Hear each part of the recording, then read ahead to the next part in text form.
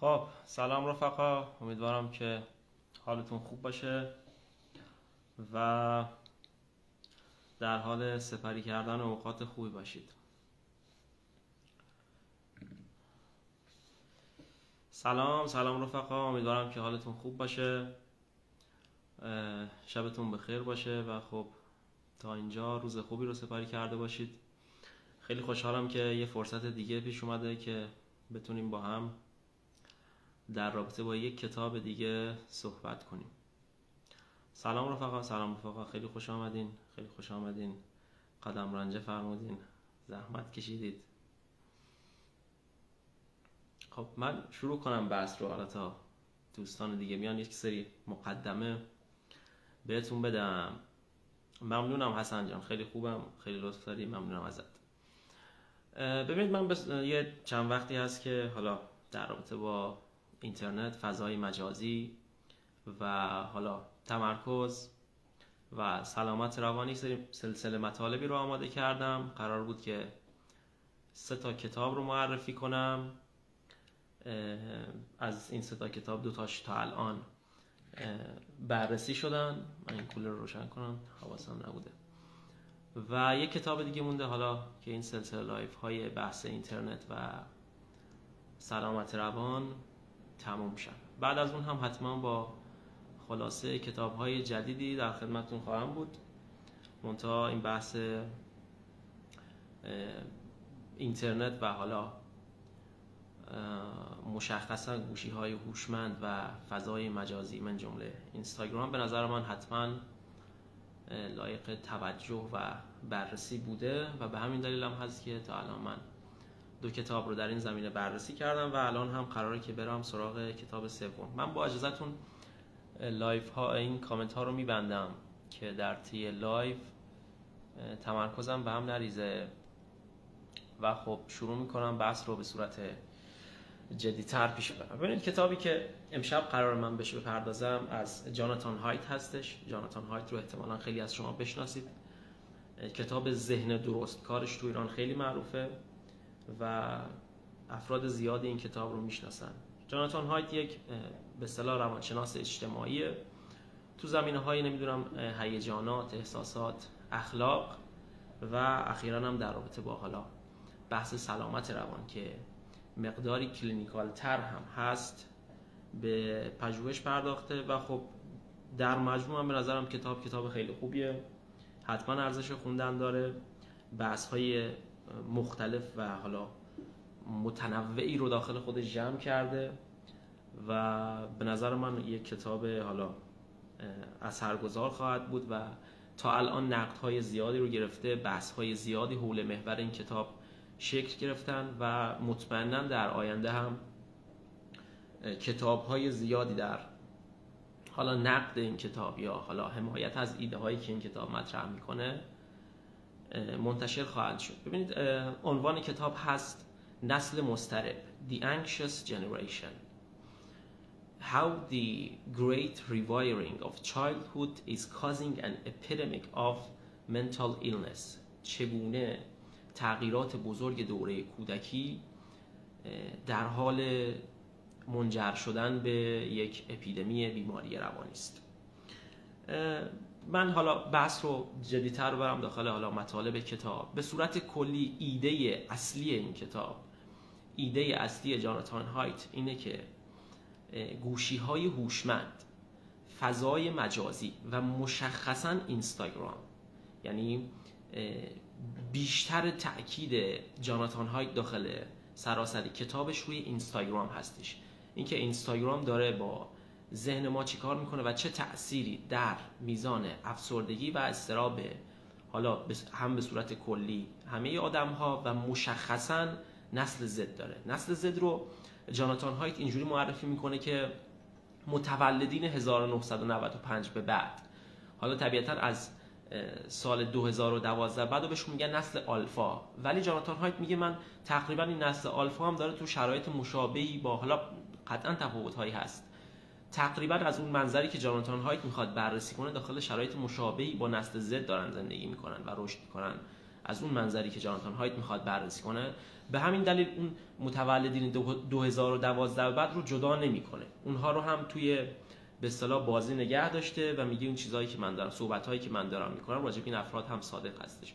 1995 تقریبا میشه هولوش سال 74 تقریبا فکر کنم به حالا تاریخ شمسی.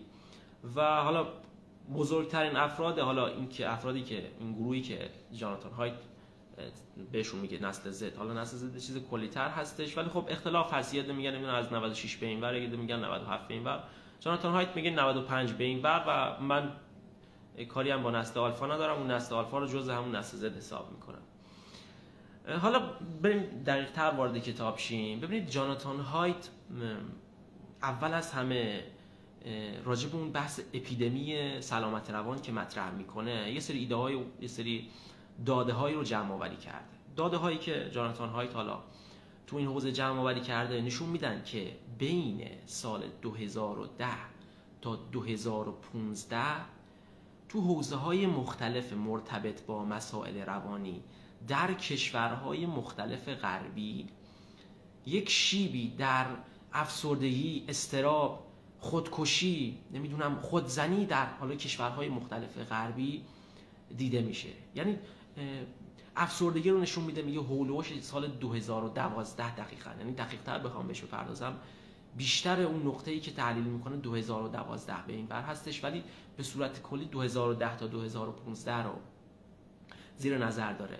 میگه که عمده اختلالات روانی تو این بره شیب گرفتن و بیشتر از همه هم اضطراب و افسردگی تقریبا 2.5 برابر شده داخل این بره و مشخصا 2012 به بعد اضطراب بین سالهای 2012 تا 2018 شدیداً شیب گرفته.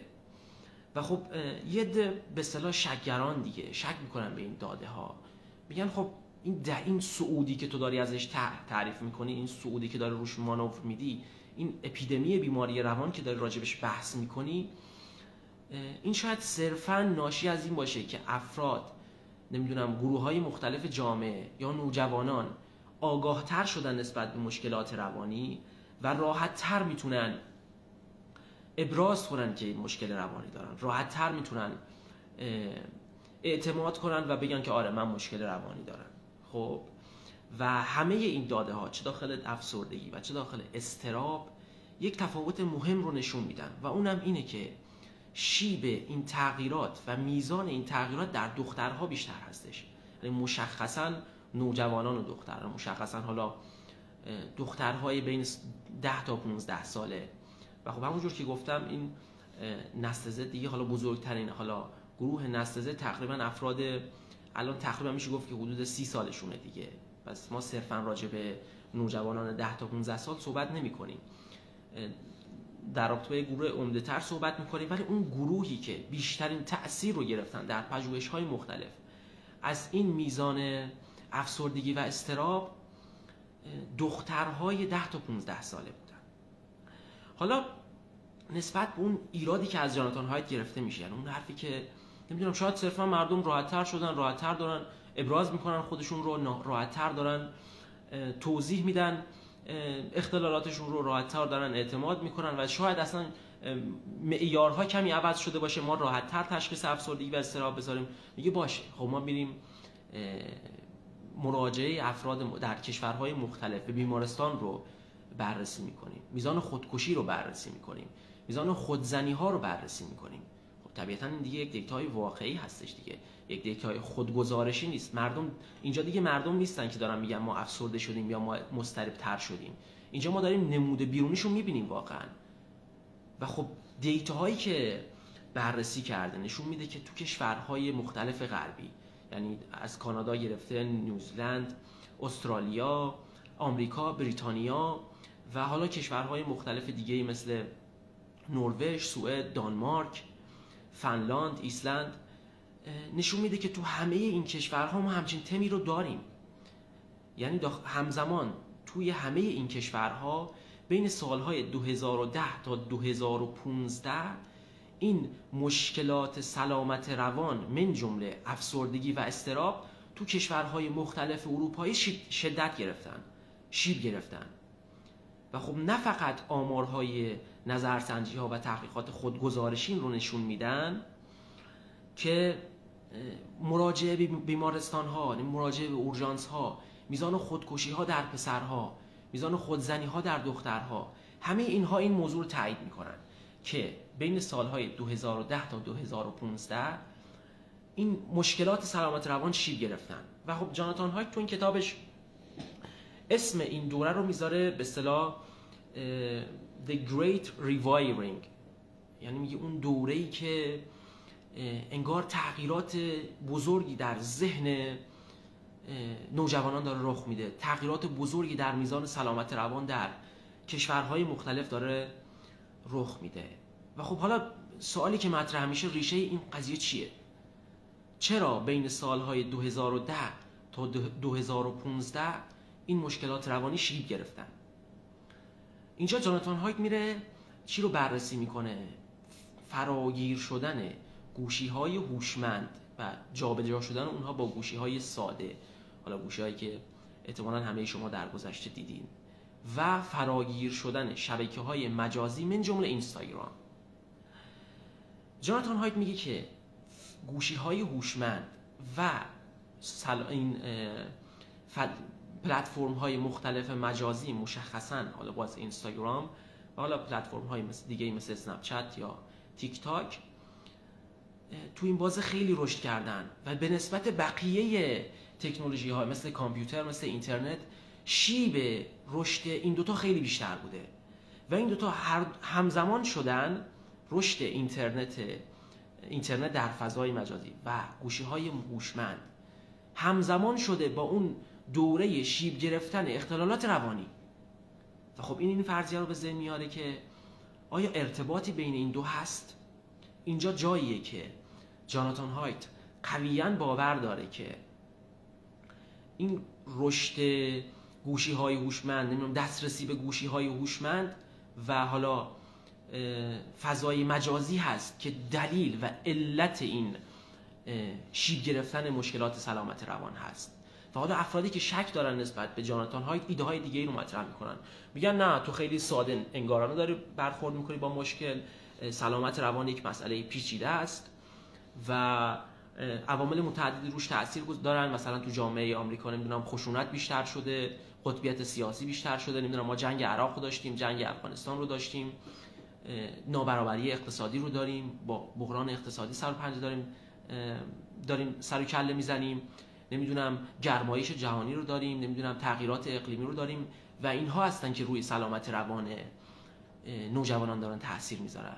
جاناتان هایت میگه من اینها رو انکار نمیکنم، نمیگم که مسئله سلامت روان، مسئله افسردگی، اضطراب، مسئله‌ایه که صرفاً از گوشی‌های هوشمند داره تغذیه میشه، صرفاً این گوشی‌های هوشمند هستن که دارن تاثیر میذارن روی این افزایش افسردگی و اضطراب در جوانان.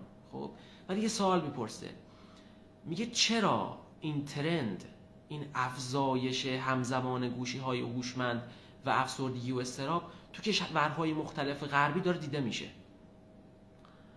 اگر مسئله صرفاً اقتصاده، خب من میام آمار خودکشی، آمار افسردگی، آمار اضطراب رو بین آمریکا و کانادا مقایسه میکنم. طبیعتاً کانادا جنگ افغانستان، جنگ‌های آمریکا رو نداشت، جنگ عراق رو نداشت، نمیدونم حادثه 11 سپتامبر رو نداشت، یا به نسبت اقتصادی بهتری داره از آمریکا.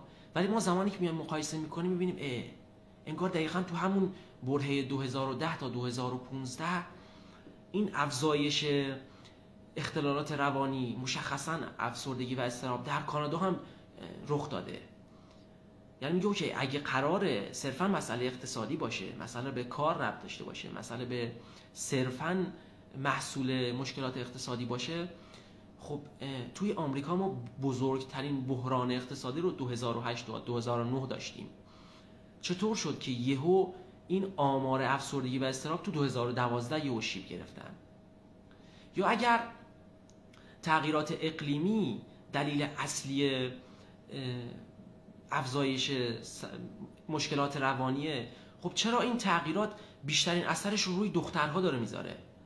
حالا چرا این تغییرات باز بیشترین اثرش روی دخترهای 10 تا 15 ساله داره میذاره یا پسرهای 10 تا 15 ساله داره میذاره؟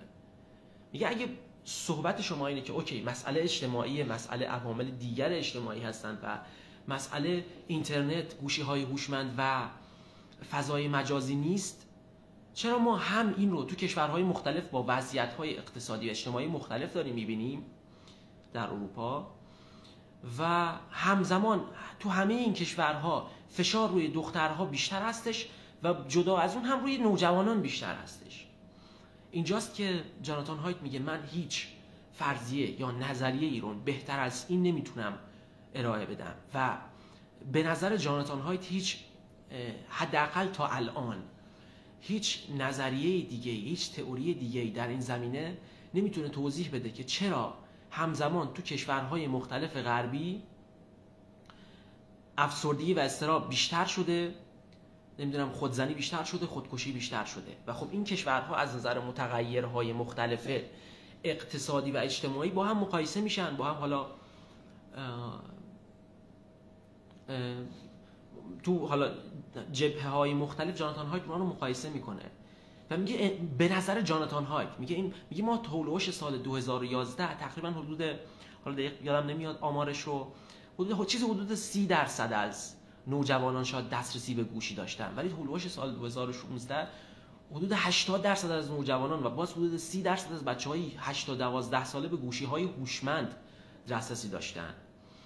و خب اینجا خیلی، یعنی اینجا جاییه که جاناتان هایت خیلی به نقد کشیده میشه، یعنی تقریبا میتونم بگم به سلابه کشیده میشه و ایده های مختلف دیگه مطرح میشن و خب یه بحث گنده‌ای سر این موضوع هست. یعنی بیشتر نقدی که به کتاب میشه راجع به همینه که جاناتان هایت سعی میکنه نشون بده که اون شیب گرفتن تو 2010 تا 2015 عاملش این گوشی‌های هوشمند بودن، عاملش پلتفرم‌های مثل اینستاگرام بودن و خب شک‌گرایان به جاناتان هایت میگن نه ببین ما فلان تحقیق رو رفتیم بررسی کردیم، فلان داده ها وجود داره و این تحقیقات از تئوری تو حمایت نمیکنن. مثلا فلان تحقیق، فلان فراتحلیل رفته تو 72 تا کشور مختلف تأثیر گوشی‌های هوشمند روی سلامت روان رو بررسی کرده و دیده نه ارتباط منفی خاصی بین استفاده از گوشی‌های هوشمند و سلامت روان نیست. خب و باز یه نقد دیگه که به جاناتان هایت میشه، میگه شاید تو اتفاقا داری از کازیشن یا علیت صحبت میکنی، اینکه علیت این مشکلات در نوجوانان حالا گوشی‌های هوشمند و فضای مجازی هن، ولی تو داری همبستگی رو با علیت اشتباه میگیری. میگن از کجا معلوم که افراد افسرده بیشتر نرن سراغ اینستاگرام؟ میگه شاید این نوجوانان افسرده هستن که بیشتر میرن سراغ اینستاگرام و وقتی تو بررسی میکنی این درسته برات دیگه، میبینی آره اتفاقا انگار همزمان افرادی که بیشتر از گوشی استفاده میکنن همزمان هم افسرده ترن. میگن تو نمیتونی ارتباط علت و معلولی بگیری. جاناتان هایت میگه باشه قبول، نقد بیجایی نیست و اینجا میره سراغ پژوهش‌های آزمایشی که میتونن علت و معلول رو بهتر نشون بدن. مثلا مثلا 100 تا نوجوان رو جمع میکنن، 50 نفر تو گروه کنترل و 50 نفر تو گروه آزمایش. خب اون 50 نفر مثلا 3 هفته از گوشی کمتر استفاده میکنن و اون گروه کنترل همون مصرف قبلی رو ادامه میدن و همون شیوه قبل روی حالا فعالیت‌های قبلیشون ادامه میدن به اونا دیگه. جاناتان هایت میگه پژوهش‌های آزمایشی زیادی هستن که میگه وقتی ما گوشی رو میدیم به نوجوانان استفاده کنن بیشتر یا میگیم که کمتر کنید، بعد از حالا یک دوره، حالا یک ماه، 10 روز، 20 روز که این افراد فعالیتشون رو تغییر میدن و زمانی که این دوتا گروه با هم مقایسه میشن، گروه کنترل و آزمایش با هم مقایسه میشن، ما میبینیم اونایی که کمتر استفاده کردن از فضای مجازی، کمتر استفاده کردن از گوشی، سلامت روانی بیشتری دارن. یعنی جاناتان هایت میگه حالا من اینجوری هم نیست که به صرفاً از همبستگی صحبت کنم. آره همبستگی هست، حتما پژوهش‌های زیادی تو حوزه همبستگی هستن و اتفاقا این هم شاید درست باشه. شاید هم تو خیلی از این پژوهش‌ها که ارتباط بین فضای مجازی و سلامت روان، اون ارتباط منفی که دیده شده دقیقاً به همین خاطر باشه که آره اتفاقا شاید یه سری افراد افسرده، یه سری افراد مضطرب بیشتر مستعد این هستن که در دام فضای مجازی بیفتن و به اصطلاح هیوی یوزر بشن، یعنی استفاده زیاد و اعتیادگونه بکنن. خب ولی میگه اون قسمت پژوهش‌های آزمایشی رو هم ما نمیتونیم نادیده بگیریم. یا مثلا ما میبینیم وقتی که تو یک گروهی، تو یک محله، یک مثلا جامعه‌ای این استفاده از فضای مجازی فراگیر میشه، همزمان میبینیم که تقریبا اون سلامت روانمئی، اون اختلالات روانی هم اونجا افزایش پیدا کردن. و خب با استناد به این پژوهش‌های آزمایشی که اینجا پژوهش‌ها خیلی میکس هستن، من به اصطلاح بخوام بگم، یعنی یه عده حق رو به جاناتان هایت میدن، یه عده حمایت میکنن از ایده های جاناتان هایت و یه عده هم این ایده جاناتان هایت رو تایید نمیکنن که آره این فضای مجازی هستش که بیشتر از همه عامل افزایش اختلالات روانی هستش. در واقع اینجا جاییه که بیشترین دعوا سرش هست. یعنی همین الان همچنان حالا افراد زیادی به نقد میکشن جاناتان هایت رو، حالا ایده های مختلفش رو نقد میکنن، میگن تو فلان جا از فلان پژوهش فلان استفاده کردی، این استفاده درست نبود، نمیدونم تو فلان دیتا رو درست ارائه ندادی، یا تو کلا خیلی پژوهش های محکمی برای اثبات این ادعات نداری.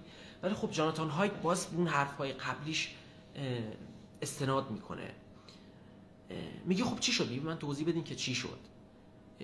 چرا تو کشورهای مختلف، سوال رو دائما تکرار میکنه، تو کشورهای مختلف و اروپایی همزمان بین سالهای 2010 تا 2015 این مشکلات سلامت روان بیشتر شدن؟ شما یک تئوری جایگزین به من بدین. خب و خب باز منتقدینش میگن خب اوکی، این که ما تئوری جایگزین بهتری نداریم به این معنی نیست که تئوری تو درسته. به جاناتان هایت میگن آره تو داری به مغالطه حالا توسل به جهل انجام میدی. میگه آره اوکی، حالا تئوری بهتری نیست پس تئوری من درسته. و خب بیراه هم نمیگن. جاناتان هایت جاهای مختلفی اشاره میکنه که تئوری بهتری نیست پس تئوری من درسته. حالا خودش هم میزانی شک رو داره، یعنی با قطعیت تمام نمیگه که تئوری من کاملا درسته. و خب فضایی رو به وجود آورده که آدم‌های مختلف میتونن بیان تئوری‌های بهتری رو ارائه بدن. و خب این یک بحث داغه در حوزه‌های آکادمیک مختلف، این یک بحث داغه که آیا بالاخره واقعا استفاده از گوشی‌های هوشمند و پلتفرم‌های مجازی علت این شیب گرفتن مشکلات سلامت روان هست یا نیست. و خب این یکی بحثیه که همچنان ادامه داره و من در حالا هر جایی که این ویدیو رو و حالا یا فایل صوتیش رو آپلود کنم لینک هایی رو هم میذارم که دوستانی که بیشتر میخوان در رابطه با این پژوهش ها بررسی کنن و بیشتر غرق این ماجرا بشن بتونن لینک های مختلف رو بخونن و بیشتر حالا آشنا بشن با این بحث. ولی خب حالا بریم سراغ بحث های دیگه‌ای که جاناتان هایت مطرح میکنه. به صورت کلی 3 نیاز کلی رو میگه که یک بچه، یک کودک، حالا یک نوجوان بهش نیاز داره. یکی فری پلی، یعنی بازی آزاد، این که یک بچه، کودک، نوجوان بتونه بازی کنه، فضایی باشه که بتونه بازی‌های ریسکی رو انجام بده. یکی این که بتونه با بقیه ارتباطات خوبی رو برقرار کنه و یکی همین که بتونه به اصطلاح از اطرافیانش یاد بگیره، یعنی به اصطلاح اون یادگیری اجتماعی هستش. میگه یک بچه زمانی که داره رشد میکنه، میخواد به بلوغ برسه، در فرایند رشدش خب طبیعتا ما تا 5 سالگی حدود 90% از مغزمون شکل گرفته و اون 10% دیگهش حالا بین سالهای مثلا پس 5 تا سالگی تا حدوداً 25 سالگی یا حدود 30 سالگی بیشترین حالا این برهه خیلی مهمی هستش که حالا اون 10% از مغز تکمیل میشه یا حالا به اصطلاح تغییرات توی سیستم عصبی ما ایجاد میشه به صورت کلی. و جاناتان هایت میگه که تو این برهه حساس ما باید به نیازهای مختلف نوجوانان اهمیت بدیم و فضای مجازی در واقع داره توی این روند رشدی نوجوانان، این اون روند سالمی که اینها باید طی کنن اختلال ایجاد میکنه. و 2 بحث رو مطرح میکنه اینجاست، مثلا پای پدر مادرها کشیده میشه وسط، پای حالا جامعه کشیده میشه وسط. میگه ما توی فضای مجازی بچه‌هامون رو ول کردیم به امون خدا و همزمان در واقعیت بچه‌هامون رو خیلی به نسبت گذشته کنترل میکنیم، خیلی بیشتر. میترسیم اونا رو بفرستیم تو کوچه تو خیابون بازی کنن، میترسیم اونا رو تو پارک ها بذاریم بازی کنن. دائما این بچه‌ها زیر نظر ما هستن و خب مثال هایی میزنیم، میگه مثلا داخل دوره حالا سالهای 1990 تا 2000 میگه اونجا مثلا بچه‌های 6 7 ساله راحت مثلا از خونه میرفتن بیرون، نمیدونم کاراشون رو انجام میدادن، میرفتن نمیدونم نون میگرفتن، میرفتن نمیدونم بازی‌هایی رو انجام میدادن یا حتی میرفتن مدرسه پیاده. ولی الان این سن رسیده به 13 14 سال. اینو داره راجع به جامعه آمریکا میگه، ولی به نظر من راجع به جامعه ایرانی هم این مورد صدق میکنه. یعنی اگه شما اطرافتون رو نگاه کنید، مثلا این حس بهتون دست میده که انگار بچه‌ها کوچیک‌تر شدن. یعنی اون مثلا اگه شما مثلا یک فرد 30 ساله باشید، 40 ساله باشید و کودکی اینها رو مقایسه کنید با کودکی خودتون، ببینید که شما در مثلا 20 سال پیش 30 سال پیش به عنوان یک کودک خیلی آزادی بیشتری داشتید. یعنی جاناتان هایت میگه با فراگیر شدن اطلاعات مختلف راجع میدونم تجاوزهای جنسی به کودکان یا آزار و مزاحمت‌های جنسی که برای آزار و مزاحمت‌های خیابونی که برای کودکان پیش میاد، خب مادرها پدرها خیلی بیشتر از قبل نگران شدن و جلوی این بازی آزاد رو میگیرن. یعنی نمیذارن بچه آزادانه بازی کنه. بچه نهایتاً حالا یا مهد گذاشته میشه یا اگه مثلا مقایسه میکنه این پارک ها رو، میگه شما پارک های الان رو مقایسه کن با پارک های مثلا 30-40 سال پیش. اون موقع میدیدی که مثلا اون تاپ ها نمیدونم اون سرسره ها همه آهنی بودن، میگه الان ببین همه پلاستیکی هن. خب همین سری چیزای پلاستیکی هن و احتمال اینکه این بچه آسیب ببینه خیلی کمه. خب و اینجا این بحث رو مطرح میکنه که ما نیاز داریم. البته این سخته، یعنی من حالا پدر نیستم و مادرم طبیعتا نیستم، ولی میتونم درک کنم که این خیلی برای پدر و مادرها سخت باشه که بتونن برگردن به قبل با چیزهایی که الان میدونن. ولی خب جاناتان هایت میگه توی جامعه آمریکا حالا به مرور زمان داخل این سالها اتفاقا خیابونها امن‌تر شدن. یعنی آزار و اذیت‌های جنسی برای کودکان تو خیابونها خیلی کمتره به نسبت 30-40 سال پیش. خب ولی پدر و مادرها بیشتر دارن فشار میذارن و اینجا بحث بازی ریسکی رو مطرح میکنه و میگه که یک بچه برای اینکه بتونه رشد کنه، روند رشدش رو طی کنه، اتفاقا به ریسک نیاز داره. میگه ریسک کردن، زمین خوردن، اینکه زخم بشه پاش، اینکه با یک سری چالش هایی تو دنیای عادی روبرو شه، کمک میکنن که این بچه تنظیم هیجان رو یاد بگیره، کمک میکنن که این بچه تنظیم نمیدونم رفتارش رو یاد بگیره، بتونه چالش ها رو حل کنه. و به اصطلاح میگه ما بچه ها رو الان داریم داخل یک حبابی از رضایت داریم رشد میدیم. من سادهش رو بخوام بهتون بگم، ایدهش اینه که به اصطلاح بچه‌ها الان خیلی مامانی ترن دیگه، خیلی به اصطلاح بچه‌های قبل شکننده ترن، خب خیلی وابسته ترن. و اینجا به بحث اشاره میکنه، بحث پاد شکنندگی. میگه درسته که بچه‌ها خطرهای مختلفی بچه‌ها رو تهدید میکنه، ولی اینکه شما نذارید بچه‌تون با دنیای بیرون ارتباط بگیره، بره تو دنیای بیرون ریسک بکنه، نمیدونم تنها بره مثلا مدرسه. حالا اینجا خیلی مهمه، ایدهش به صورت کلی نیست که شما در هر جامعه‌ای زندگی میکنید بچه‌تو رها کن توی خیابون. خب طبیعتاً کشورهای مختلف از نظر امنیت وضعیت متفاوتی دارن، ولی ایده کلی جاناتان هایت اینه که این ریسک کردن، اینکه بچه با مشکلاتی در دنیای واقعی روبرو بشه، یه جورایی بچه رو پادشکننده میکنه. یعنی یه جورایی کمک میکنه که این بچه به اصطلاح کمتر مضطرب باشه، کمتر ترسو باشه، این بزرگتر شد میزان اضطراب و افسردگیش کمتر باشه. یعنی توی حالا پیشنهادها و راه حل هایی که در ادامه هم ارائه میده، باز این بحث رو تکرار میکنه، حالا من باز هم بهش میپردازم.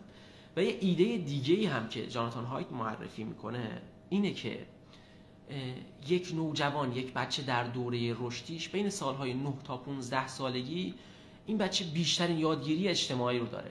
این اون دوره‌ایه که یادگیری اجتماعی خیلی برای بچه مهمه و خیلی مهمه که الگوهایی که این بچه میبینه کیه. خب دو تا سوگیری مختلفی رو بهش اشاره میکنه. یکی conformist bias، یعنی اینکه دنبال روان بچه، یعنی دنبال روی، اینکه شما مثلا ببینید چی اطرافت فراگیرتره همون رو انجام بدی. خب و یه سوگیری دیگه را هم معرفی میکنه به اسم پرستیج بایاس، یعنی سوگیری پرستیج. میگه بچه‌ها میل دارن که یک، هر چیزی که دور و برشون کامنتره، معمولتره، رایج‌تره اونو دنبال کنن، و دو، اون چیزایی که به نظرشون پرستیژ بالاتری دارن، رده اجتماعی بالاتری دارن، به صورت جدی‌تر بچسبن به اونا و اونها رو دنبال کنن. میگه الان توی فضای مجازی این رول مدل هایی که بچه‌ها دارن، اون افرادی که دارن ازشون الگو میگیرن، اینا الگوهای سالمی نیستن. یعنی شما به محتواهایی که توی مشخصا اینستاگرام هست میگه شما دقت کنید، اینا چقدر تأثیر میذارن روی ذهن نوجوان.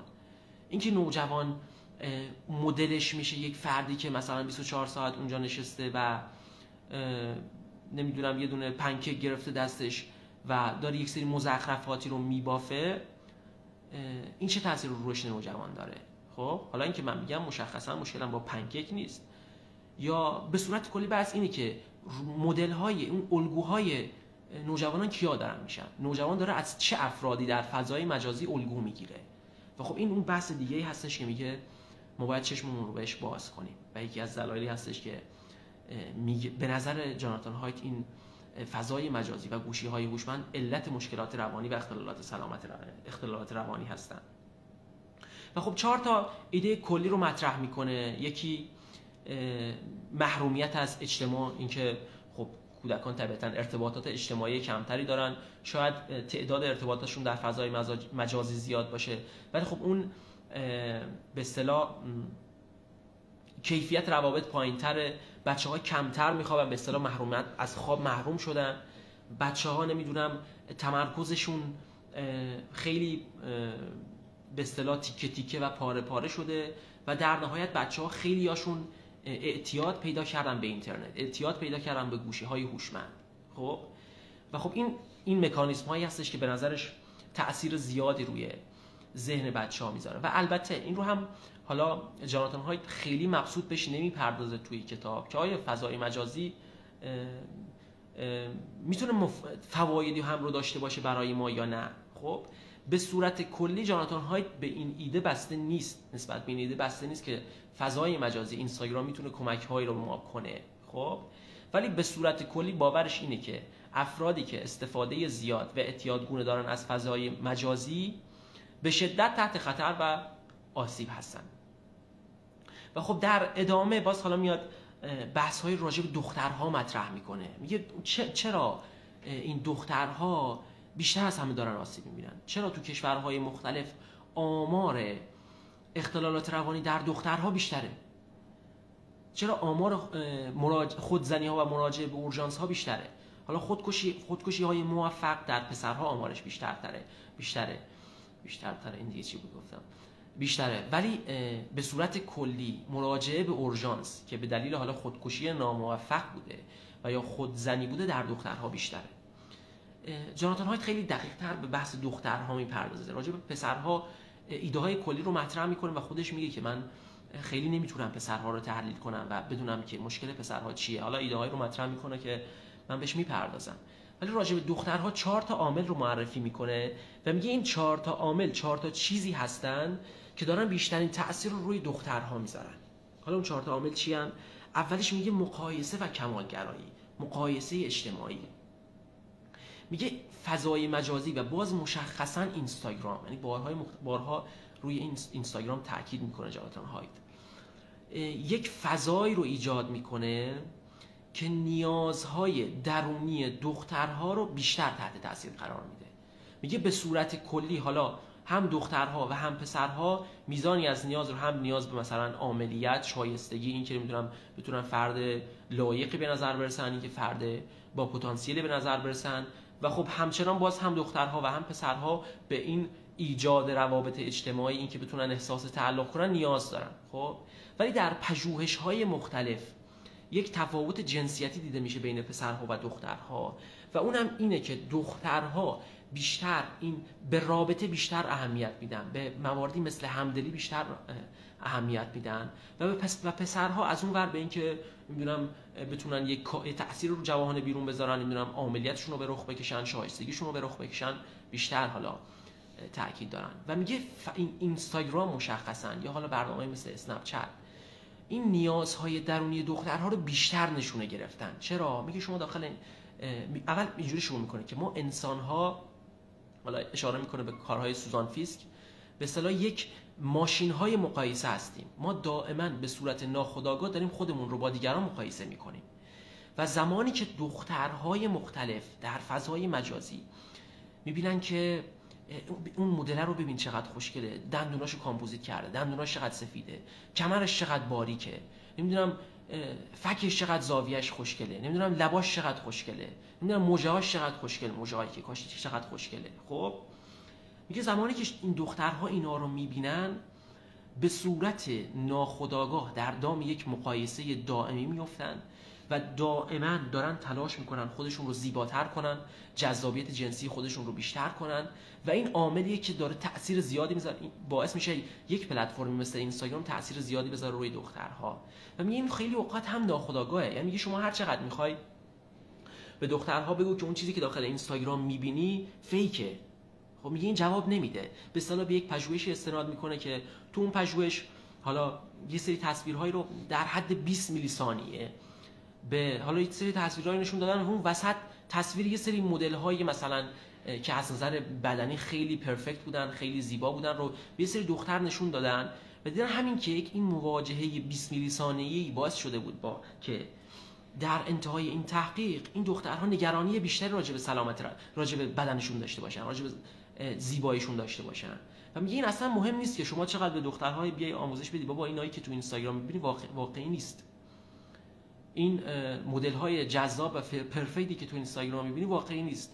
شما اگر در دنیای واقعی با یک انسان روبرو بشی می‌بینی که پاهاش یه سری ترک‌هایی داره، نمیدونم شاید پوستش اونقدرها شفاف نباشه، شاید نمیدونم چشم و ابروش اونقدرها خوشگل نباشه. میگه شما هرچی می‌خوای اینا رو به دخترها بگو، اینا ولی باز هم ناخودآگاه دست خودشون نیست، نمیتونن به صورت هوشیارانه جلوی این مقایسه رو بگیرن و این مقایسه رو یکی از عوامل مهمی قلمداد میکنه که یک برنامه مثل اینستاگرام که شما هم چهرت هست، هم بدنت هست، هم اندامت هست، از یه سری برنامه‌های دیگه حالا مثل اسنپ چت تأثیر منفی بیشتری داره. و خب باز یه بحث دیگه رو هم در رابطه با دخترها مطرح میکنه و اونم اینه که میگه خشونت رابطه‌ای بین دخترها بیشتر هستش. یعنی میگه پسرها خشونت پسرها بیشتر متمایل به اینن که دعوا کنن، بحث کنن، رو در رو آسیب جسمی بزنن. خب ولی توی دخترها مشخصا توی دوره نوجوانی دخترها بیشتر خشونتشون اینجوری نشون میدن که پشت هم حرف بزنن یا برن نمیدونم دوستشون رو پیش اون یکی دوستشون خراب کنن. خب و باز این رو توضیح میده که تو فضای مجازی، تو پلتفرم های مثل اینستاگرام، این احتمال اینکه دخترها به این کارها دست بزنن، اون خشونت رابطه‌ای رو نشون بدن هم بیشتره.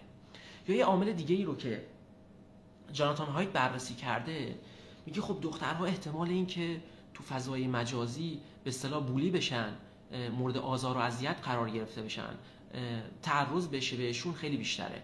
مثلا ممکنه دخترها تحت فشار گرفته قرار داده بشن که تو باید نمیدونم عکس‌های لختتو برای من بفرستی، یا نمیدونم یک عکس از یک دختری رو که به اصطلاح به هر نحوی منتشر شده و حالا پخش شده رو یک نفر داره رو به عنوان یک حالا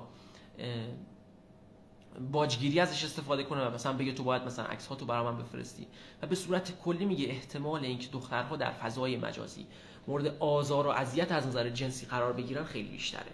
خب و به یه عامل دیگه هم اشاره میکنه تو بحث دخترها که به نظرم خیلی عامل جالبیه و خب این یکی از عواملی که من وقتی خوندمش حتما تصمیم گرفتم که بیشتر به این بحث حالا در رابطه با این بحث تحقیق کنم و اونم اینه که احتمال انتقال احساسات و اختلالات بین آدم‌ها، اینکه چقدر ممکنه خوشبختی و حالا اختلالات روانی مثل افسردگی، اضطراب و یا سایر اختلالات دیگه بین انسان‌ها به اصطلاح پخش بشه.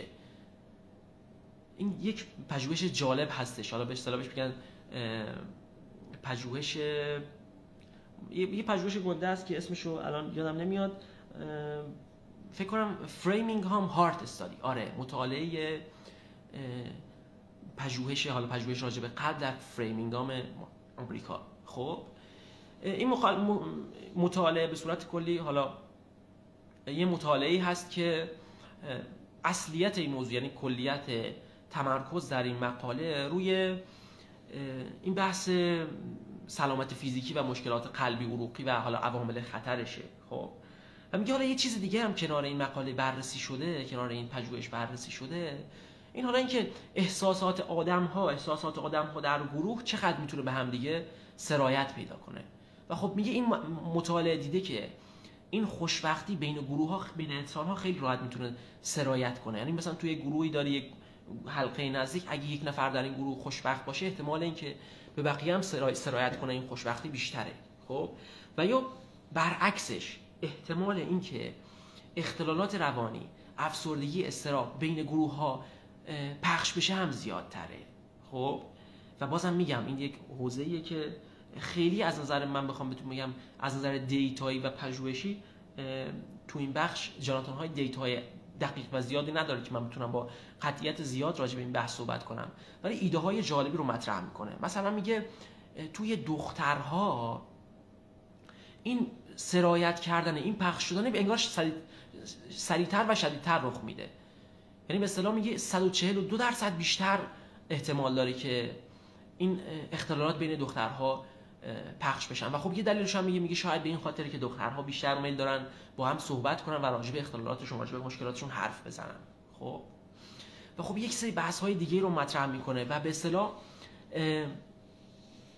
mass social induced illnesses رو مطرح میکنه. میگه انگار یک سری از اختلالات و بیماری‌ها در فضای مجازی منتشر میشن. یعنی این جاییه که مثلا من باز میگم به تحقیق نیاز داره، یعنی خودم به شخصه. میگه این مثال‌هایی رو میزنه، مثلا میگه سندروم تورت یه سندروم هستش که طرف یک سری تیک‌های همزمان کلامی، حرکتی و حالا بدنی رو و حالا یه سری جمله‌هایی رو ممکنه بگه به صورت اجبارگونه و یهویی. میگه خب این تقریبا 80% از افرادی که به این سندروم دچار میشن پسر هستن. خب و میگه حالا یک اینفلوئنسری در حالا یک شبکه اجتماعی زمانی که مثلا افراد این سندروم رو در این فرد دیدن، نوع حرف زدنش رو دیدن، یهو بین دخترها این سندروم فراگیر شد.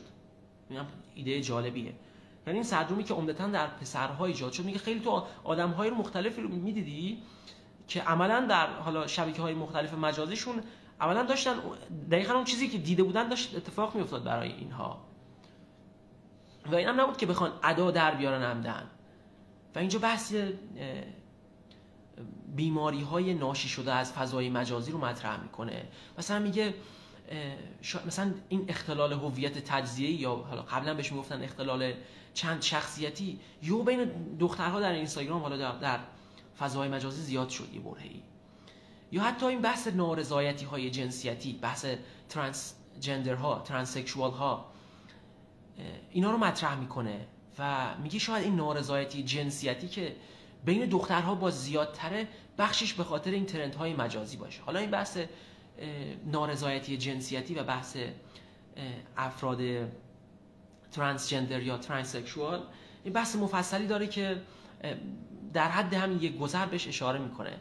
و خب حالا من نمیخوام اینجا بهش بپردازم که درست میگه یا اشتباه میگه، ولی به صورت کلی این جای فکر داره که چرا بعضی اختلالات، بعضی مشکل‌ها یهویی در فضای مجازی همه گیر میشن و باز تو دخترها هم این بیشتره. و خب این یکی از مواردیه که جاناتان هایت برمی‌شماره و میگه شاید این تأثیر سرایت اجتماعی هستش که ما میبینیم که دخترها تأثیر بیشتری گرفتن از این ترندهای مجازی مختلف یا افزایش گوشی‌های هوشمند و پلتفرم‌های مجازی. و خب بعد باز به پسرها میپردازه و خب باز میگم راجع به پسرها جاناتان هایت خودش اعتراف میکنه که میگه من خیلی نمیتونم روند درستی رو برای پسرها در بیارم، چون میبینم انگار تغییراتی که در پسرها مشاهده شده خیلی قبلتر از 2010 شروع شدن و خیلی پیچیده تر قضیه برای پسرها و حداقل جاناتان هایت اعتراف میکنه که نمیتونه توضیح جالبی رو یا توضیح کاملی رو ارائه بده در رابطه با پسرها، ولی خب به صورت کلی بحثش راجع به پسرها اینه که پسرها هم در این سالهای اخیر یا نوجوانها انگار فاصله گرفتن از دنیای بیرون، تنها تر شدن. به اصطلاح به پدیده هیکوکوموری اشاره میکنه که حالا یک پدیده هستش که حالا ریشه ژاپنی داره. نوجوانان ژاپنی که دائم تو خونن، اصلا از اتاق بیرون نمیان، حتی برای دستشویی کردن به ندرت از اتاق بیرون میان و تنها و منزویان. و جاناتان هایت مطرح میکنه این رو که خیلی از نوجوانان پسر الان غرق در ویدیو گیم ها و پورن ها شدن یا پورنوگرافی شدن و همزمان مشکلات اجتماعی رو هم دارن، سخت‌تر میتونن کار پیدا کنن، سخت‌تر از قبل میتونن امید داشته باشن به اینکه بتونن حالا یک فعالیتی رو شروع کنن. و راجع به پسرها این بحث بیشتر پورنوگرافی و ویدیو گیم ها رو مطرح میکنه. و خب بحث ویدیو گیم ها هم باز کمی پیچیده هستش، یعنی خیلیا میان اعتراض میکنن به جاناتان هایت که تو چرا داری اینجور راجع به ویدیو گیم ها صحبت میکنی، و پژوهش‌های متعددی هستن که اثرات مفید ویدیو گیم ها رو بهشون اشاره میکنه و جاناتان هایت هم این رو انکار نمیکنه. در کتابش مشخصا به این بحث میپردازه که آره این بازی ها خیلی اوقات کمک میکنن که حافظه فعال فرد قوی تر بشه، حتی حل مسئله در فرد قوی تر بشه، حل چالش در فرد یا نوجوان قوی تر بشه، یا حتی میزان افسردگی در افراد کمتر بشه. ولی میگه یک 7% هستن که اینو تقریبا میشه 1 نفر از هر 13 نفر که اینها به اصطلاح هیوی یوزر هستن، پرابلماتیک یوزر هستن. اینا انگار معتاد شدن به این بازی ها، اعتیاد پیدا کردن به این بازی ها و این موضوعیه که باعث میشه در پسرها این مشکلات دیده بشه. و خب باز یه اشاره دیگه هم میکنه به بحث اون بازی های ریسکی. میگه که پسرها به صورت کلی بیشتر میل دارن به این که بازی های ریسکی انجام بدن، از در و دیوار برن بالاتر و با این تغییراتی که شکل گرفته و به اصطلاح کمتر میتونن برن بیرون، کمتر میتونن ارتباطی با دنیای واقعی بگیرن. شاید یک عاملی که متفاوت تر باشه، مثلا تأثیر بیشتری بذاره رو پسرها به نسبت دخترها، دقیقاً همین باشه که بازی های ریسکی در افراد کمتر باشه. و مثلا میگه که آقا اصلا به نظر یه چیز جالبی رو مطرح میکنه در رابطه با این بازی های ریسکی. میگه ببین چرا مثلا بچه‌ها پس از این مدتی که مثلا یه فعالیتی رو یاد میگیرن، به اصطلاح توش مهارت پیدا میکنن، یهو میان ریسکای بیشتری میکنن. مثلا میبینی مثلا طرف میتونه که از در بره بالا، یا میبینی اومده از دیوار میره بالا این بچه، خب یه کار ریسکی داره میکنه. خب میگه شاید این ریسک کردن یک برنامه ریزی طبیعی، یک برنامه تکاملی یا ژنتیک باشه در ما که لازم باشه، ضروری باشه برای اینکه ما ارزیابی ریسک رو یاد بگیریم. شاید ریسک ها به ما کمک میکنن بهتر بتونیم از پس چالش ها در بزرگسالی بر بیاییم. خب و این باز اینجا هم بحث بازی های آزاد و رها کردن و آزاد تر گذاشتن بچه ها در دنیای بیرون رو مطرح میکنه. و خب باز یک گریزی میزنه به بحث معنویت، spirituality. خب و اون رو از حالا نقطه نظر این فضای مجازی و حالا ربطش به این گوشی های هوشمند و پلتفرم های مجازی بررسی میکنه. به اصطلاح معنویت حالا ممکنه در شکل های مختلفی خودش رو نشون بده، ممکنه به شکل های مذهبی خودش رو نشون بده، ممکنه در قالب مدیتیشن خودش رو نشون بده، ممکنه صرفا در قالب رفتن به طبیعت خودش رو نشون بده. ولی خب به صورت کلی یک سری ویژگی های رو برمی‌شماره در رابطه با معنویت جاناتان هایت در این کتاب و میگه فضای مجازی در این موارد اختلال ایجاد کرد. حالا من 3 تا از این ویژگی ها رو آوردم. یکیش بحث سکوت و تمرکز هستش. میگه ما انسان ها به سکوت نیاز داریم، تمرکز نیاز داریم، اینکه بتونیم در لحظه باشیم. خب میگه این یا حتی به این نیاز داریم که بتونیم تنها باشیم، یعنی یک گوشه بشینیم، هیچ کاری نکنیم و صرفا خودمون باشیم و خودمون. خب میگه فضای مجازی جلوی اینو گرفته، جلوی اینکه تو بتونی یک گوشه بشینی، در آرامش بشینی، در سکوت بشینی رو گرفته.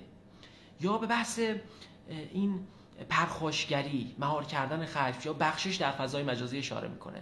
میگه به صورت کلی ما انسان‌ها به صورت کلی خب زمانی که میبخشیم یک چیزی رو یا بخشش دیگران رو می‌بینیم، یه احساس خوشی به ما دست میده طبیعتاً دیگه. خب مثلا می‌بینیم که یک فرد چقدر بخشنده است، یک احساس درونی، یک ارضای درونی انگار به ما دست میده زمانی که بخشندگی خودمون یا بقیه رو میبینیم. جاناتان هایت میگه که انگار در فضای مجازی و مشخصاً پلتفرم های مثل اینستاگرام این مهار کردن خشم خیلی کمتر شده. یعنی شما میبینی که دست از پا خطا کنی یه سری گروه هستن که یک جوری به حمله میکنن، یه جوری زیر کامنت رو میگیرن که انگار تو انسان نیستی. یعنی اینقدر این به این بحث اشاره میکنه که ما در فضای مجازی به شدت به هم سختگیریم. و خب یه جمله رو مطرح میکنه،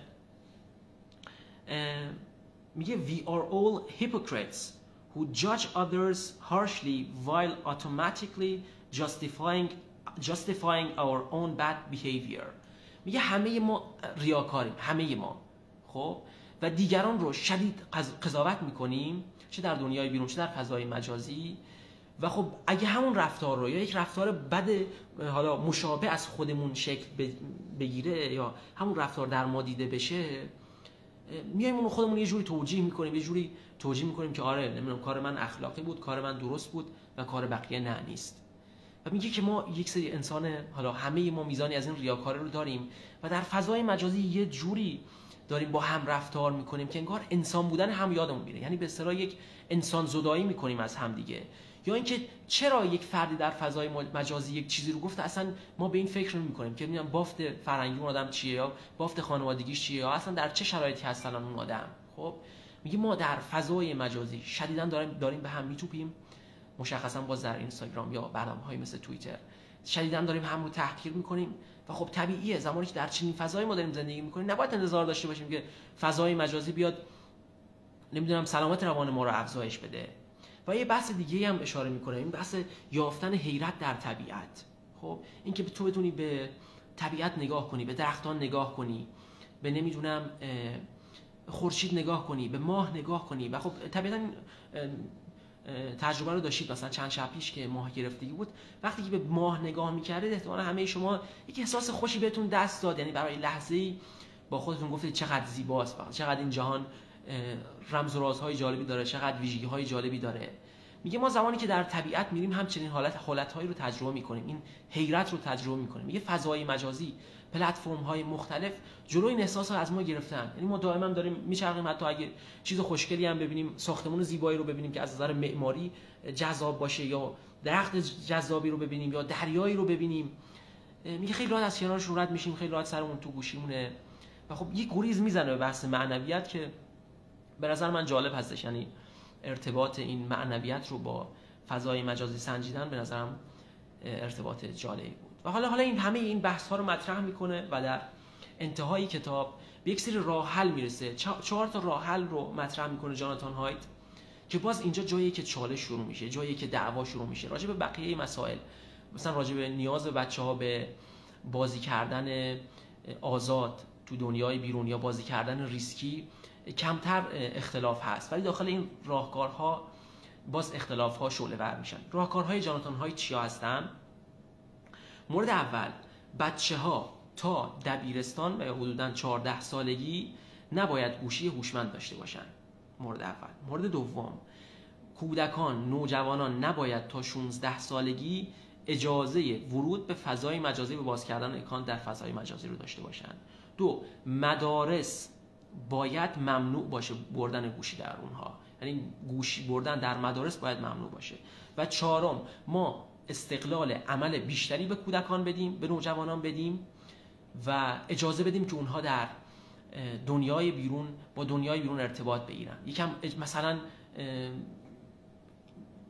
این همه محدودشون نکنیم به گوشی و خونه، اجازه بدیم اون ترس رو کنترل کنیم، اون استرابه رو کنترل کنیم که حالا باز میگم با توجه به محیطی که شما داخل زندگی کنید ممکنه واقعا همون ترس منطقی باشه، خب و واقعا نشه کودکان رو رها کرد در خیابان یا اجازه داد که فعالیت‌های آزادی رو در پارک‌ها داشته باشن یا پیاده برن مدرسه. خب ولی جاناتان هایت اینو مطرح میکنه که در جامعه آمریکا به نسبت قبل الان امن‌تره، اوضاع خیابون‌ها امن‌تره و چقدر خوب که ما آزادی عمل بیشتری به بچه‌ها بدیم. حالا این راه حل‌ها رو در قالب دولت‌ها و شرکت‌های مختلف تکنولوژی، در قالب مدارس و در قالب پدر و مادرها مطرح میکنه و ایده کلیش داخل همه این بخش‌ها اینه که ما فضای مجازی رو برای کودکان و نوجوانان محدودتر کنیم و همزمان آزادیشون در دنیای بیشتر رو فراهم کنیم. حالا در سطح دولتی به اصطلاح میگه که آقا دولت ها باید بیان قوانین سفت و سخت‌تری بذارن راجع به این ورود بچه‌ها به فضای مجازی. الان به اصطلاح اشاره میکنه به شرکت‌های مختلف تکنولوژی مثل متا و حالا شرکت‌های دیگه‌ای، میگه خب اینا سودشون در اینه که اتفاقا بتونن نوجوان‌ها رو شکار کنن. خب و اگر واقعا بخوان سیاست‌های محدودگرایانه رو بذارن که محدودیت‌های رو روی سن اعمال کنن، به اصطلاح رقابت رو به رقیباشون میبازن. و خب به همین خاطر شما خیلی راحت میتونید الان محدودیت 13 ساله‌ای که برای اینستاگرام هست دور بزنید. یعنی الکی مثلا سن توی چیزی بزنی و خب اوکی اینستاگرام تشخیص داد که تو سنت بیشتره، بالای 13 سالی و اوکی میتونی بیای وارد دنیای اینستاگرام بشی. خب و خب جاناتان هایت در اینجا در سطح دولت ها به این بحث میپردازه که ما نیاز داریم وارد عمل بشیم، یعنی هشداریه که به سیاستمدارهای آمریکایی میده و محدودیت‌های روی استفاده از گوشی و شرکت‌ها رو به اصطلاح مجبور کنیم که این سازوکارهای اندازه‌گیری نمیدونم سنی رو افزایش بدن، این محدودیت سنی رو سفت و سخت‌تر بگیرن، نه الکی یه چیزی رو همینجوری بگن که اوکی ما فکر کنیم آره این شرکت‌ها به فکر نوجوانان هستن و بعد نوجوانان از اون ور به راحتی بتونن این محدودیت‌ها رو دور بزنن، این قانون‌ها رو دور بزنن. خب و همزمان باز یه پیشنهاد دیگه‌ای که به دولت‌ها میده اینه که فضای شهری رو جوری طراحی کنه که برای بچه‌های کوچیک، برای نوجوان‌ها راحت‌تر باشه، اونها بیشتر بتونن بیان تو دنیای بیرون. و خب در رابطه با بحث دولت‌ها این یه چیزیه که منتقدین میان مثلا باز اینجا جاناتان هایت رو به چالش میکشن، میگن ما اگه به دولت اختیار عمل دادیم و بیش از حد اومد سیاست‌های محدودگرایانه گذاشت رو ما چی؟ اگه اومد نمیدونم بیشتر وارد زندگی ما شد، بیشتر سرک کشید تو زندگی ما چی؟ و خب اینجا باز بحث‌های راجع به این مطرح میشه که آیا ما باید دولت‌ها رو تشویق کنیم، ترغیب کنیم به سمت ایجاد محدودیت یا نه؟ و واقعا هم همینجوری، یعنی نقدی که اینجا به جاناتان هایت میشه بیراه نیست. یه سری ممکنه از این حرفا فوراً این نتیجه بگیرن خب پاشیم بریم همه چی رو فیلتر کنیم دیگه، پاشیم بریم اینستاگرام رو فیلتر کنیم، پاشیم بریم توییتر رو فیلتر کنیم، پاشیم بریم نمیدونم یوتیوب رو فیلتر کنیم یا همش رو ببندیم بره. خب یعنی اینجا این نگرانی بیجایی نیست که دولت ها اگر اجازه عمل بگیرن چقدر تو زندگی ما وارد میشن و چقدر ما رو محدود میکنن.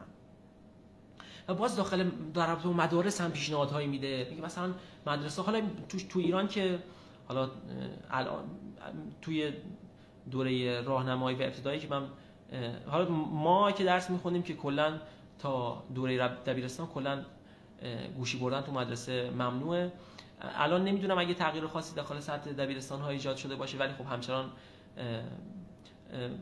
مدارس ابتدایی و راهنمایی در ایران رو میدونم که گوشی ها ممنوعن و اگه کسی گوشی ببره صرفا حالا یا باید دزدکی ببره یا حالا بذاره تو کیفش، حالا یه جوری بپیشونه دیگه مدیر و حالا مسئولان دیگه مدرسه رو. خب ولی خب داخل جامعه حالا آمریکا که بحث جاناتان هایت هستش اینه که گوشی ها از زمانی که گوشی ها مجاز شدن و بچه ها با گوشی میان مدرسه، خب اینا تمرکزشون کمتر بین زنگ استراحت ها با هم ارتباط دارن، بیشتر اعتیاد پیدا میکنن به گوشی. و خب این مشکل هم از نظر آکادمیک و تحصیلی و هم از نظر میدونم سطح سواد و سلامت روانی داره آسیب میزنه به بچه‌ها. و خب پیشنهادایی رو مدرسه‌ها میده، نمیدونم مثلا شما حالا پیشنهاد برای مدارس آمریکایی هستش، مثلا شما یک سری جعبه‌ها ابزارهایی رو بیارید که بچه‌ها گوشی‌هاشون رو بذارن اونجا و بعد از مدرسه بردارن مثلا ببرنش به اصطلاح، یا حالا به صورت کلی گوشی‌ها ممنوع بشن. حالا پیشنهادهای مختلفی رو در این سطح میده که حالا خیلی فکر نمی‌کنم برای ایران قابل تعمیم باشن این پیشنهادات، ولی خب باز یه بحث‌های دیگه ایران مطرح می‌کنه. مثلا میگه به جای اینکه بچه‌ها رو تو مدارس با تکلیف‌های سخت نمیدونم مشق‌های سخت نمیدونم بشین 500 دلار از روی این کلمه بنویس، خب اینا رو بیشتر استقلال بهشون بدید. مثلا بگید امروز رفتی خونه این پروژه رو انجام بده، حالا با هماهنگی خانواده‌شون یک نمیدونم نون بپزه، غذا بپزه، خونه رو جارو کنه، یک فعالیتی انجام بده که اون بچه از این حالتی که بچه‌ها دائم دارن محدود میشن، دائم به اصطلاح دارن مامانی بار میان به اصطلاح حالا عامیانه‌اش، این بچه‌ها از این شرایط فاصله بگیرن، یعنی یکم استقلال عمل رو تجربه کنن، اعتماد به نفسشون بره بالاتر، با دنیای بیرون روبروشن و خب بتونن تغییراتی رو ایجاد کنن. یا یه پیشنهادی که در سطح مدارس میده اینه که زنگ تفریح ها رو بیشتر کنیم و خب ابزارهای مختلفی رو توی حیات مدارس بیارن که بچه‌ها بتونن بازی کنن، بازی‌های بیشتری کنن و با سن‌های مختلف. یعنی مثلا یک بچه بتونه با افراد مثلا 2-3 سال از خودش بالاتر هم بازی کنه، به اصطلاح میگیم میکس گیمز. و خب اینقدر نترسیم که حتما نمیدونم بچه همش باید فقط با هم سن و سالای خودش باشه. میگه نه، اینکه بتونه با گروه‌های سنی مختلف، حالا نه با فاصله زیاد که بچه‌ها به اصطلاح آسیب ببینن یا آزار اذیت جنسی بشن، ولی به هر حال همین که با گروه‌های سنی مختلف یک بچه بتونه بازی کنه میتونه به اون کمک کنه. و در سطح خانواده هم پیشنهادهایی رو برای والدین داره. و خب من قبل از اینکه پیشنهادهایی رو به والدین بدم، ببینید باز یکی دیگه از نقدهایی که به جاناتان هایت میشه، میگن اینه که تو کتابت رو صرفا نوشتی که این مامان باباها رو بترسونی، خب، و به اصطلاح یک مورال پنیک ایجاد کنی، یک پانیک جمعی، یک پانیک اخلاقی ایجاد کنی که همه پدر مادرها با خودشون میگن وای چیکار کنم بچه‌م داره تلف میشه، 24 ساعت سرش رو گوشیه، 24 ساعت تو اینستاگرامه، و خب بترسن و بیان کتاب تو رو بخرن و خب ایده تو رو هم باور کنن. خب یعنی که از نقدهایی که به جاناتان هایت میشه. و خب من با حالا خوندن کتاب یا خوندن حالا مطالب ادامه‌ای که از جاناتان هایت دیدم، من به نظرم قصد جاناتان هایت این نیست. یعنی حتی اگه گاهی هم این کار رو در کتاب انجام بده و پدر و مادرها رو بترسونه، من به نظرم قصدش این نیست که با ترسوندن پدر و مادر بخواد ایدهشو به اصطلاح درستی ایدهشو نشون بده یا نمیدونم کتابش رو بیشتر بفروشه یا خودش رو معروف‌تر کنه صرفا. خب و در رابطه با این بحث اینو دوست دارم بگم که حالا جای مختلف کتاب من به این اشاره میشه که همون جور که تا الان ما بررسی کردیم، این بحث فراگیر شدن گوشی‌های هوشمند و افزایش ورود بچه‌ها به فضای مجازی، این مسئله این نیست که صرفاً بابا مامان‌ها گفته باشن پاشو بیا برو وارد فضای مجازی شو. خب این یک تغییر اجتماعی که در سطح کلان داره رخ میده و پدر و مادرها در جلوگیری از این قضیه توانایی محدودی دارن. به همین خاطر اگه بچه کوچکی دارید، نوجوانی دارید، صرفا همه گناه رو گردن خودتون نندازید یا فکر نکنید که به تنهایی میتونید از این مشکل بچه که 24 ساعت سرش رو گوشیه رو حل کنید براش. این یک مسئله‌ایه که به اصطلاح رقیب‌های شما این شرکت‌های بزرگ هستن که اینا دارن سعی میکنن به شیوه‌های مختلف بچه‌ها رو گول بزنن، بچه‌ها رو بکشونن داخل فضای مجازی، مثلا با این نمیدونم بهشون معتادشون کنن به فضای مجازی، چون به هر حال سود اونها در اینه دیگه. اونها خیلی به فکر این نیستن که نمیدونم حال بچه‌های ما چجوریه. مثلا خود جاناتان هایت میگه که من سال 2019 تو یک ویدیو کال مثلا با مارک زاکربرگ صحبت می‌کردم و خب این بحث محدودیت سنی رو باش مطرح کردم و اون گفت آره من به فکر اینم که درستش میکنم. و الان میگه زمانی که این کتابو من می‌نویسم مثلا تو سال 2023 هیچ کاری انجام نداده. و خب به همین خاطری که میگه که آقا اصلا رقابت این شرکت‌ها، نون این شرکت‌ها در رقابتشون بر سر توجه بچه‌ها است. و به همین خاطر شما نباید انتظار داشته باشید که این شرکت‌ها رقیب‌های ساده‌ای باشن براتون به عنوان یک پدر و مادر. خب اینو از این جهت گفتم که حالا بحث‌هایی که در ادامه مطرح میشن اینجوری نباشن که شما رو به عنوان یک پدر یا مادر بترسونه و با خودتون همه چیز رو گردن خودتون بندازید. ولی به هر حال پیشنهاداتی هست که حالا جاناتان هایت مطرح میکنه و من حالا با توجه به فضای کشور خودمون میدونم که بعضیاش واقعا قابل عمل هستن. یه مثال جالب میزنه، از مثال میگه ما یک حالا نجار رو با باغبون مقایسه میکنه. میگه یک نجار برای اینکه یک در بسازه دقیق چوب رو اندازه‌گیری میکنه، همه زاویه ها رو میسنجه، دقیق باید برش بزنه. ولی یک باغبون صرفا یک نهالی رو میکاره، یه مراقبت کلی ازش میکنه، بهش آب میده و میذاره اون درخت خودش رشد کنه. خب میگه انتظاری که من از پدر و مادرها دارم اینی که بچه‌ها بیشتر فضا بدن، از بچه‌ها مراقبت کنن ولی بیش از حد محدودشون نکنن، اجازه بدن که بچه خودش رشد کنه. مثلا بچه رو مثلا با توجه به اینکه مثلا اگه مثلا فاصله زیادی داره تا بین خونه تا مدرسه، اوکی تا ماشین مثلا با سرویس با ماشین تا یه جایی این بچه رو ببرن و از یه جایی بعد مثلا بچه رو رها کنن پیاده بره مدرسه. خب حالا میتونن خودشون هم پشت سرش از دور حواسشون بهش باشه. حالا طبیعتا نمیشه که یهویی یک روندی رو تغییر داد و خب پله پله باید کار کرد. ولی به صورت کلی این بحث رو مطرح میکنه که پدر و مادرها باید فضای بیشتر به بچه‌ها بدن، بچه‌ها رو بیشتر رها کنن در دنیای بیرون، بذارن که بچه‌ها خودشون باشن، بذارن که بچه‌ها خودشون از خودشون پس خودشون برمیان و به اصطلاح بچه‌ها ناز پرورده نشن، تو این حباب نمیدونم رضایت رشد نکنن. خب و یا مثال‌های مختلفی میزنه، مثلا نمیدونم مثلا شما میتونید در مثلا 5 تا خانواده با هم جمع شید، 5 تا خانواده با هم قرار بذارید مثلا هر هفته به حالا میزبانی یکیتون و یک نفر حالا نگهبانی بده از بچه‌ها، مثلا تو یک فضایی بچه‌ها رو رها کنید و بذارین بازی کنن. و پیشنهادش اینه که ما نباید میلمون این باشه که بچه‌ها رو تا حد ممکن امن نگه داریم، باید میلمون و حالا تلاشمون در این حد باشه که بچه‌ها رو تا حد لازم امن نگه داریم. و این ایده‌ایه که جاناتان هایت خیلی روش منوف میده و اون بحث اصلی هم هست، اون بحث نقش پدر و مادرها در اینکه گوشی‌های بچه‌ها رو چک کنن با توجه به سنش. حالا طبعاً هرچی بچه سنش میره بالاتر به آزادی عمل بیشتری نیاز داره. یا مثلا پیشنهاد جاناتان هایت اینه که اصلا قبل از 14 سالگی بچه‌هاتون گوشی هوشمند ندید و گوشی ساده حالا بهشون بدید. ولی به هر حال مثلا ما تجربه کرونا رو داشتیم، یعنی اینکه بهتون میگم خیلی تغییرات به شکل اجتماعی و یهویی وارد زندگی شما شدن و این نبوده که پدرها مقصر این باشن که بچه‌ها الان دسترسی بیشتری به گوشی‌های هوشمند دارن. اینه که در مثلا دوره کرونا همه چیز مجازی شد دیگه، تدریس بچه‌ها مجازی شد و بچه‌ها به گوشی نیازمند شدن، بچه‌ها بیشتر از قبل سرشون حالا کشیده شدن داخل گوشی. خب و این محدودیت‌هایی هست که پدر و مادرها دارن، به همین خاطر میگم خودتون رو سرزنش نکنید. ولی به هر حال با وجود اینها تا جایی که میتونید، پیشنهاد جاناتان هایت اینه که بچه‌ها رو محدود کنید، حالا با توجه به سنشون.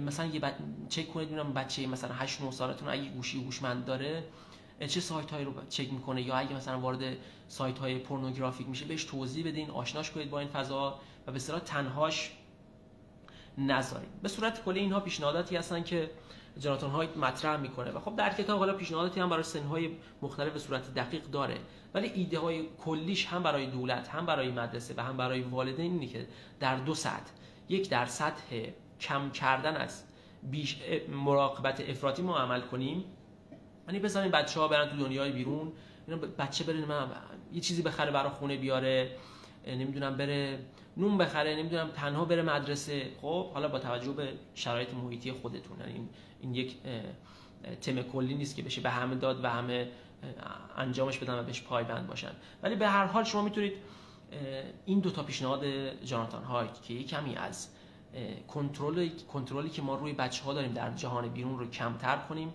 اجازه بدیم که بچه‌ها با به اصطلاح این تجارب مختلفی رو داشته باشن.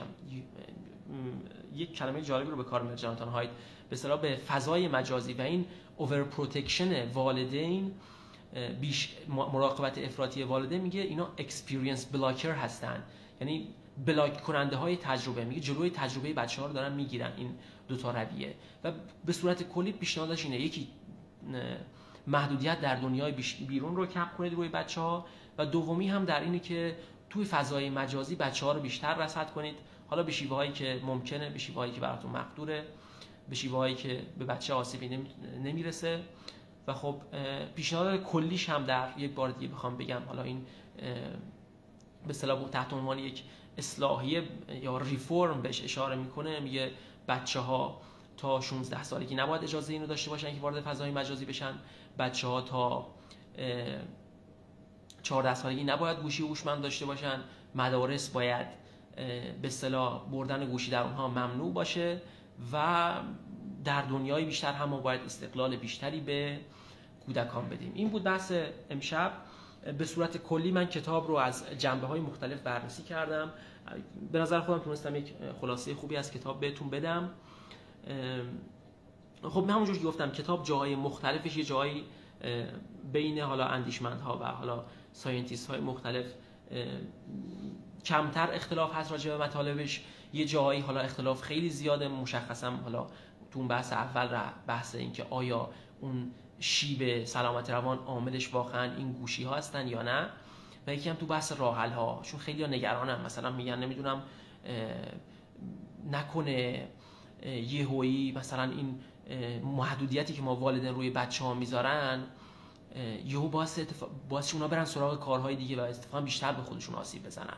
خب یا مثلا میگه نکنه ما به دولت اجازه بدیم که محدودیت بذاره، یهو بیاد وارد زندگی ما بشه، دخالت زیادی کنه، یا مثلا بیش از حد فیلتر کنه سایت‌های مختلفی رو.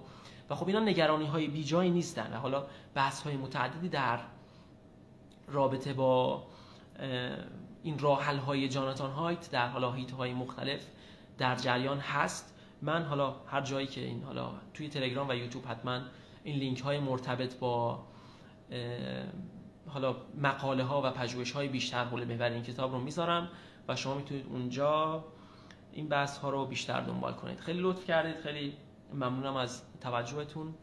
امیدوارم که تونسته باشم مطالب رو به خوبی انتقال بدم.